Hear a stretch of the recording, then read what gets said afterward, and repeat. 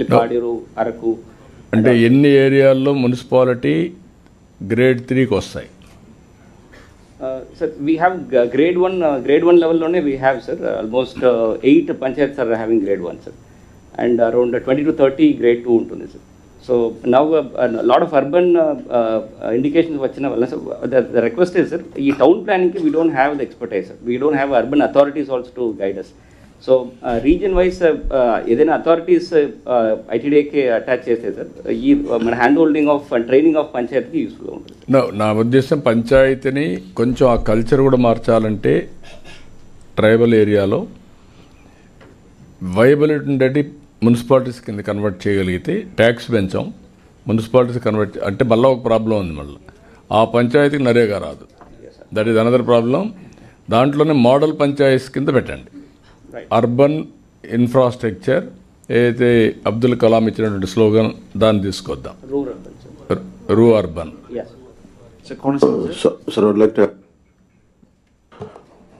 మొన్న మాట్లాడుకున్న ప్రతి పంచాయత్ గ్రేడింగ్ అన్నారు కదా, maybe would that be applied?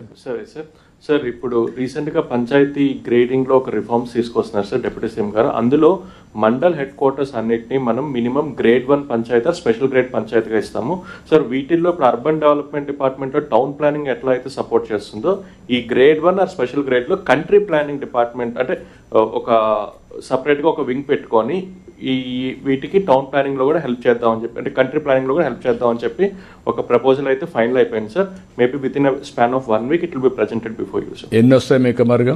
Sir around 250 వస్తాయి సార్. ఈ ట్రైబల్ ఏరియాలో కూడా పెట్టి ట్రైబల్ ఏరియాలో కూడా మేక్ ఇట్ గ్రేడ్ 1 పంచాయతీ కాకుండా రూ అర్బన్ పెట్టండి. అంటే rural area urban infrastructure planning అనేది సెపరేట్ దానికి ఒక వింగ్ కూడా పెట్టండి, that will be future sir. అలా కనుక వస్తే ఈ ఏవైతే ఫ్యూచర్లో అర్బన్ ఏరియాగా మారబోతున్నాయో ఆ పంచాయతీలన్నింటిలోనూ ప్లానింగ్ అనేది ముందే మొదలైపోతుంది in the name of country planning sir. Ya, you do it. Nandyal be brief, మీకు ఇచ్చిన టైం కూడా 2 నిమిషాలు ఉంది ఇంకా. సార్ మనకి Nandyal sir stone cutting and polishing units బేతంచెర్లలో 468 ఉన్నాయి సార్. అరౌండ్ 5,000 వరకు మనకి అక్కడ వర్క్ చేస్తారు సార్. ఈ వేస్ట్ అంతా కూడా along the sides of the road dump చేయడం వల్ల డస్ట్ పొల్యూషన్ చాలా ఎక్కువ ఉంది సార్. మనకి అక్కడ innovative eco stone crushers association వాళ్ళు ముందుకు వచ్చారు సార్ వాల్యూ యాడెడ్ ప్రోడక్ట్ చేయడానికి, అగైన్ సిమెంట్ ఫ్యాక్టరీస్ బ్యాక్ పంపించడానికి, లేదు అంటే సిమెంట్ బ్రిక్స్ తయారు చేయడానికి. మనం 4.5 acres ఆఫ్ ల్యాండ్ ఐడెంటిఫై చేసి ఏపీఐఐసికి ఇచ్చాం sir. APIIC 5,50,000 rupees per acre fix చేశారు సార్తో, చైర్మన్ సార్తో కూడా మాట్లాడారు సార్. వాళ్ళు కొంచెం అది తగ్గించి లేదు అంటే on lease free of cost అడిగితే ఇమీడియట్గా అది మనము టేకప్ చేయడానికి ఈజీ అవుతుంది సార్. పీయూష్ సారీ యువరాజ్ ఇమీడియట్గా చేసేయండి, will get it done, will issue order. Sir Konaseema sir. Sir మా దగ్గర సార్ ఇప్పుడు roads and CC roads and BT roads ఏవైతే వేస్తున్నారు సార్, ఎవ్రీ 5 అట్లీస్ట్ 3-4 ఇయర్స్కి due to heavy rains clay soils వల్ల కంప్లీట్గా డిస్ట్రాయ్ అయిపోతున్నాయి సార్. సో రిపీటెడ్గా మెయింటెనెన్స్ వస్తుంది sir. So what we have asked Panchayati Raj డిపార్ట్మెంట్కి we have asked proposal saying that at least మాకు ఎస్టిమేట్స్లో కవర్ మ్యాట్స్ ఇంక్లూడ్ చేస్తే సార్, అంటే 4 layers ఆఫ్ రోడ్లో సెకండ్ లేయర్ పైన కాయిర్ మ్యాట్ వేస్తే 700 GSMతో ఉన్న woven coir. So at least 4 to 5 years దాని యొక్క లాంజివిటీ పెరుగుతుంది సార్. సో ఎస్టిమేట్స్ వేస్తే 7 to 8 lakhs ఎక్స్ట్రా అవుతుంది సార్. 1 kilometer బీటీ రోడ్కి 75 లక్షలు అవుతాయి. ఇప్పుడు మనం ఇది యాడ్ చేస్తే ఒక 9 lakhs ఇంక్రీజ్ అవుతుంది ఎన్ఆర్ఈజిఎస్లో. సో బీటీ రోడ్స్ కూడా ఒక 9 lakhs అంతే వస్తుంది sir.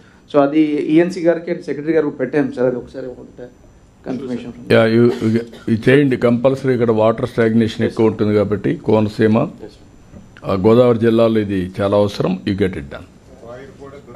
Yeah, so Jio textile permission అనేది చూస్తాం. ఓకే, ఫైనల్గా ఇక్కడికి వచ్చినప్పుడు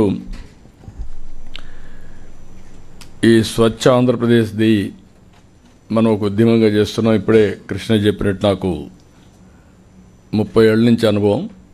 ఫస్ట్ టైం నేను సింగపూర్కి వెళ్ళి సింగపూర్లో ఏం చేస్తున్నారో చూసి ఒక నైట్ అంతా స్టడీ చేశాను. అక్కడి నుంచి వచ్చి హైదరాబాద్లో నైట్ క్లీనింగ్ స్టార్ట్ చేశాం. అది అయిన తర్వాత అవుట్ సోర్సింగ్ స్టాఫ్ను కూడా పెట్టింది అదే ఫస్ట్ టైం. అవుట్ సోర్సింగ్ స్టాఫ్ను పెట్టి పర్ఫెక్ట్గా చేశాం. ఆ రోజుల్లో Hyderabad one of the best clean city in India. అది అయిన తర్వాత మనం క్లీన్ అండ్ గ్రీన్ ప్రోగ్రాం పెట్టి రెగ్యులర్గా చేశాం. పచ్చదనం, పరిశుభ్రం ఈ కార్యక్రమాలన్నీ పెట్టి చేశాం. తర్వాత స్వచ్ఛ భారత్ రిపోర్ట్ కూడా నేనే ఇచ్చాను. ఆ రోజు ఆనరబుల్ ప్రైమ్ మినిస్టర్ అవకాశం నాకు ఇచ్చాడు. దానిపైన ఇప్పుడు ఇవన్నీ క్లియర్ అయినాయి. ఇక్కడ మీరు చేయాల్సింది స్వచ్ఛత అన్నప్పుడు క్లీనినెస్ ఒకటే కాదు, స్లోగా ఇవన్నీ అయిన తర్వాత థింకింగ్ ప్రాసెసే మారాలి.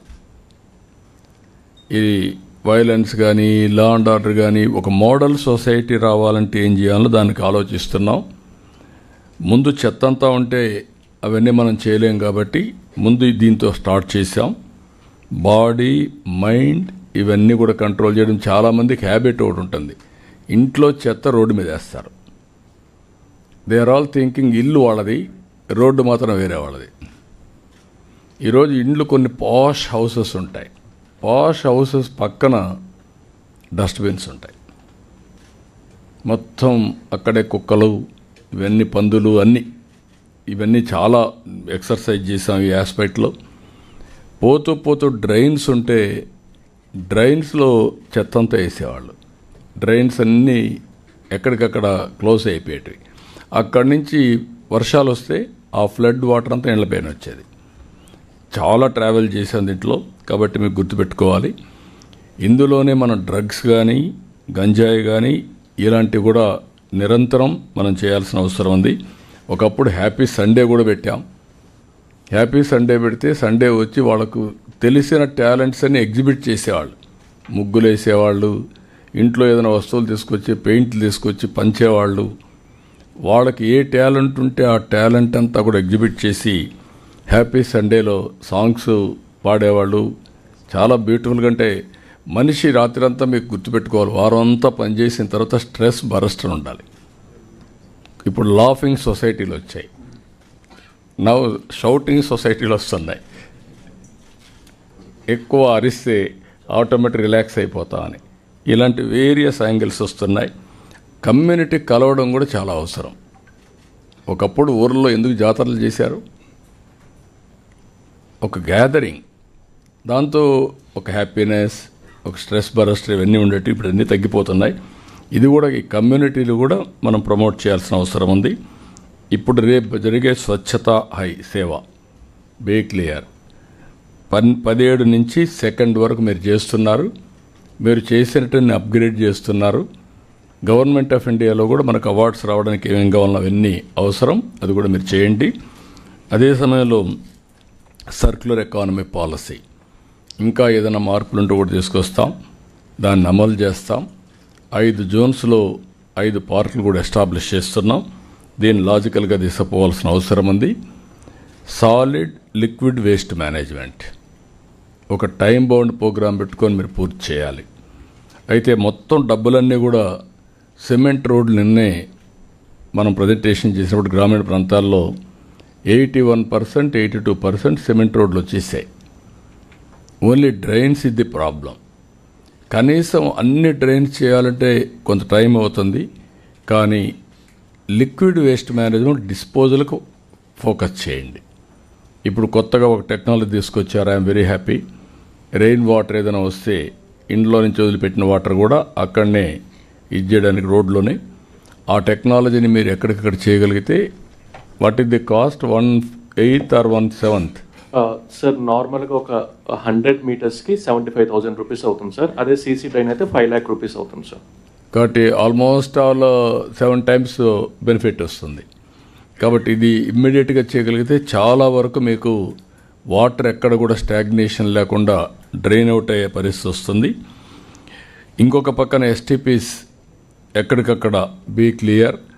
ల్యాండ్ అక్విజిషన్ ఆర్ ల్యాండ్ ఇవ్వడం మీ బాధ్యత. అది అన్ని టౌన్స్లో దానికి కూడా మీరు ఫోకస్ చేసి ఇమ్మీడియట్గా ఇవ్వాలి.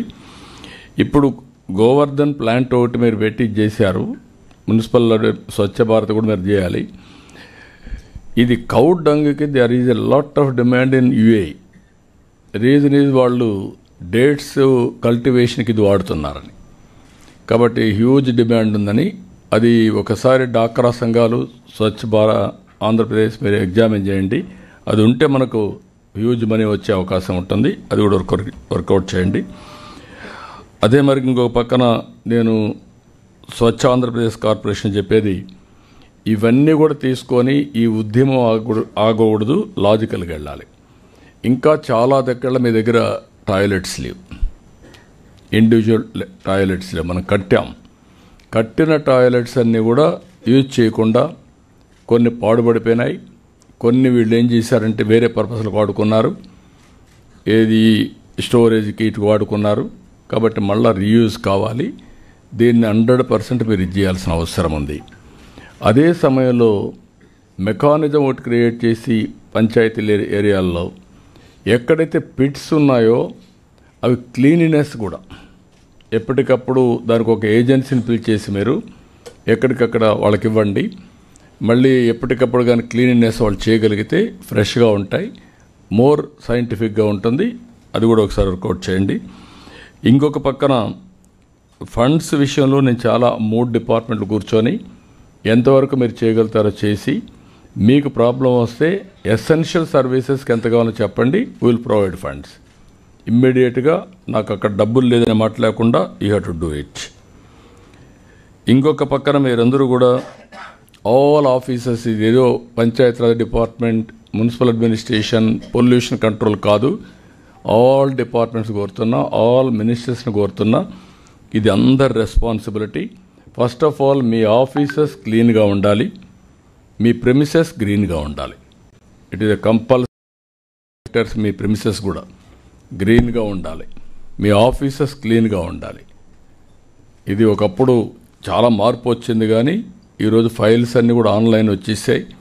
కాబట్టి ఆన్లైన్ వచ్చిన తర్వాత ఫైల్స్ నాకు ప్రాబ్లం లేదు, కానీ పరిశుభ్రంగా పెట్టుకోవడం, ఇరిగిపోయిన ఫర్నిచర్ పెట్టడం, ఇవన్నీ కూడా ఉన్నాయి. అవన్నీ కూడా క్లీనప్ చేయాలి. That is your responsibility.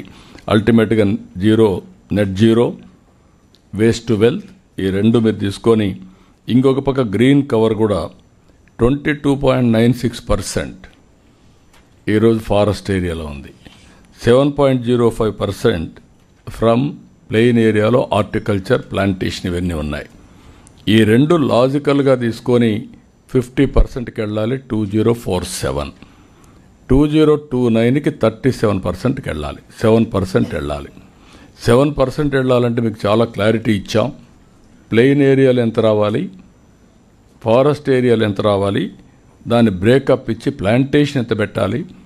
Forest ఏరియాలో కూడా వినూత్నంగా మీరు ఒకసారి డిప్యూటీ సీఎం గారికి కూడా రిక్వెస్ట్ చేస్తున్న, కార్పొరేట్ సెక్టర్ని కానీ మనం ఇన్వాల్వ్ చేయగలిగితే వాళ్ళు ఫారెస్ట్ డెవలప్మెంట్ చేయడానికి చాలామంది ముందుకు వస్తున్నారు. అవి కూడా మనం ఒక బ్లాక్ ఇచ్చేసి డెవలప్మెంట్ చేస్తారు. అది కూడా కొంచెం వర్కౌట్ చేస్తే బాగుంటుంది.